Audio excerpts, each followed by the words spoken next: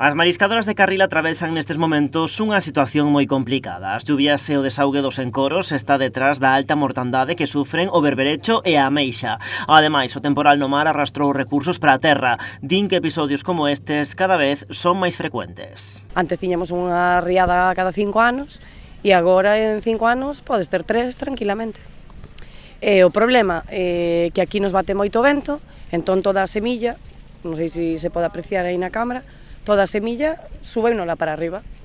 Estuvemos estes días facendo unhas tarefas de traslado, o sea, para coller a máxima ameixa que estuvera viva e levala para unha zona máis recondida da playa. As mariscadoras falan de perdas económicas moi elevadas e que no caso do berberecho calculan que morreu entre o 90 e o 100%. Creo que o berberecho o 100% morto.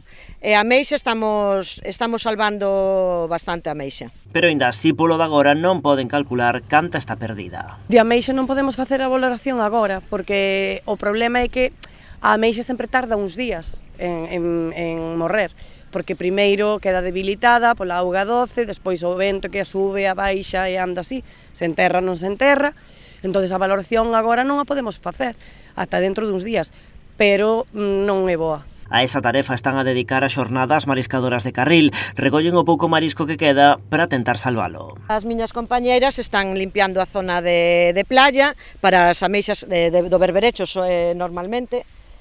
O berberecho que hai, as cunchas que hai, para así poder intentar salvar as poucas ameixas que quedan vivas, que se queren enterrar e por culpa das conchas non se poden enterrar. E agora as zonas que empezamos a traballar, nunha zona resguardada parece que ben, pero nunha zona de aquí fatal.